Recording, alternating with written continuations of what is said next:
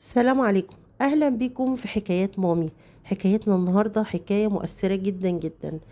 الحكاية دي احنا عشناها واتفرجنا عليها في مسلسل لام شمسية في شهر رمضان، وكلنا ما كناش مصدقين اللي حصل في المسلسل، ولكن صحينا فجأة على قصة حقيقية حصلت، ومنتظرين الحكم فيها بكرة.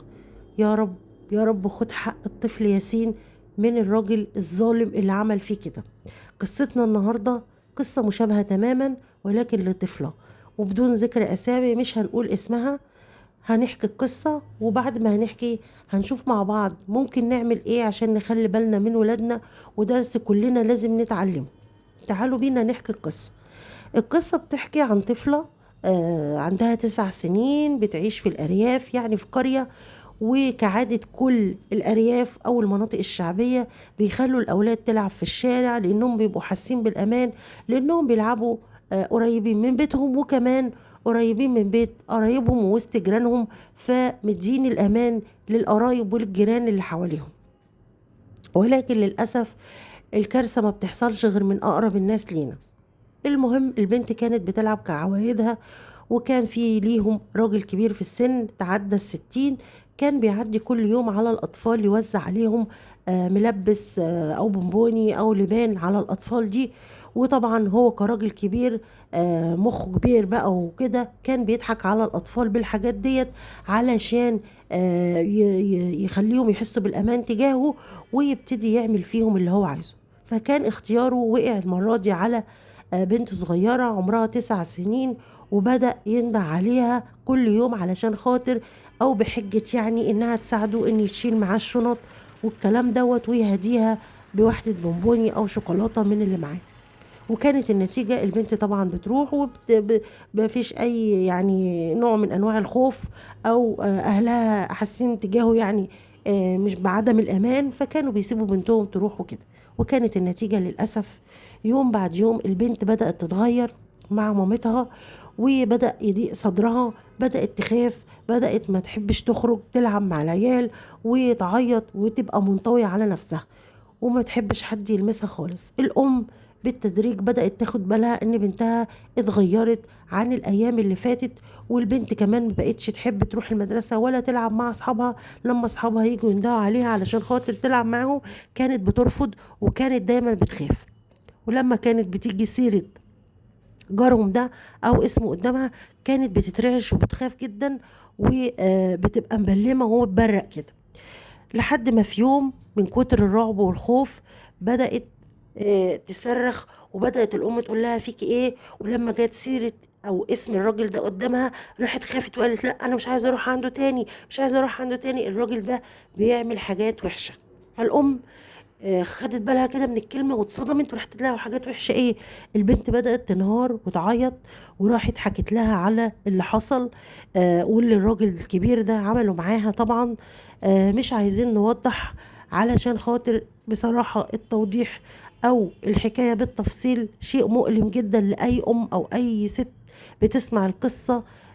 لما نحكي ونقول الراجل عمل ايه مع البنت. البنت خافت من سيرته، بدأت تعيط، بدأت تحكي لمامتها وتقول لها اللي عمله، وان هو هددها ان هو هيذبح مامتها ويذبح باباها كعادة كل المتحرشين المؤذيين. لما بيخوفوا ولادنا او يخليهم علشان ما يتكلموش يبتدوا يقولوا لهم هنذبح ماما هنذبح بابا، الكلام دوت. والولاد طبعا بسبب حبهم لأمهم وأبوهم بيخافوا عليهم وبيفتكروا إن الكلام ده حقيقي، أو إن الراجل ممكن يعمل فيهم كده. الأم بسرعة خدت بنتها وجريت بيها على الدكتور، واكتشفت طبعا إن البنت تعرضت لأذى جسدي صعب جدا جدا.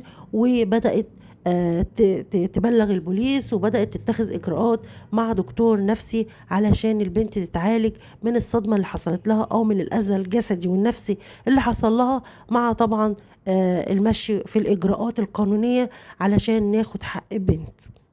دي كانت حكايتنا اللي حصلت للطفل ياسين، واللي شفناها في مسلسل لام شمسية، اللي للأسف فتح عيوننا، اللي احنا يمكن كنا بنسمع عن الأحداث من فترة للتانية، ولكن الصدمة كانت كبيرة جدا لما نعرف إن أقرب الناس إلينا هم اللي بيعملوا كده في ولادنا. يعني احنا ما نديش الأمان. مفيش حاجة اسمها جارنا، مفيش حاجة اسمها ده راجل كبير، مفيش حاجة اسمها ده قريب بابا أو قريب ماما. لازم نفهم ولادنا مهما كان صلة القرابة لأي شخص هيزورنا في بيتنا ما يلمس جسمنا، ما يقعدناش على حجره، ما يديناش حاجة ويهددنا بيها. وكمان لازم نفهم ولادنا ما فيش حاجة اسمها يهددك ويقولك أنا هذبح ماما أو هذبح بابا وانت تخاف منه. لا، لازم تيجي، لازم ترفض من أول يوم ان اي شخص مهما كان يلمس جسمك او يحط ايده على جسمك او على مناطق حساسة عندك.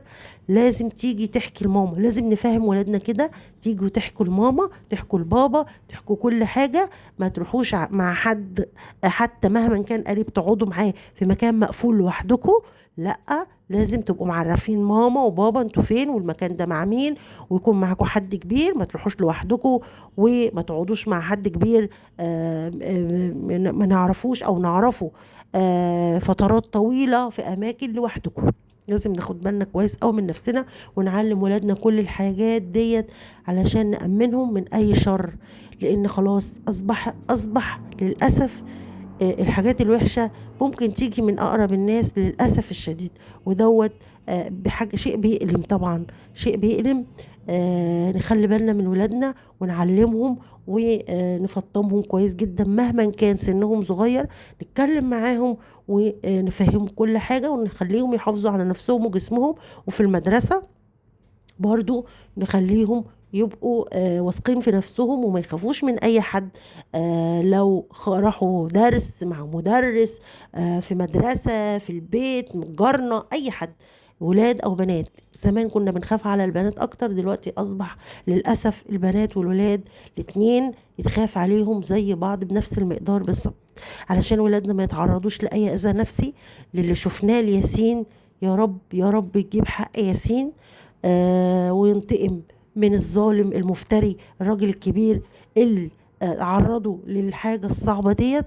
يا رب يا رب ما نشوفش في ولادنا اي حاجة وحشة، كل ولادنا تبقى في امان. اتمنى ان القصة تكون استفدتوا منها. اتمنى كمان كل اللي قلته لكم تقدروا تنفذوه مع اولادكم وتخلوا بالكم منهم. ما تخافوش وما تتكسفوش ان انتوا تقولوا لهم يحافظوا على جسمهم ومحدش يلمس اي اماكن حساسة، وتشاوروا لهم وتقولوا لهم محدش يلمس جسمكم ابدا. اتمنى القصة تكون عجبتكم. يا رب كلنا ندعي لياسين ان حقه ربنا يجيبه له. ويا رب القصة تكون اتعلمتوا منها حاجة. واتمنى يا رب كل القصص اللي تكون بنقدمها تكون بتعجبكم. واشوفكم على خير دايما في قصص كتير تكون ممتعة وما تكونش مأساوية او فيها اي حاجة صعبة تضايقنا، نكون بنتعلم منها حاجات كويسة. ودمتم في رعاية الله، واشوفكم على خير ان شاء الله في قصص تانية كتير. والسلام عليكم ورحمة الله وبركاته.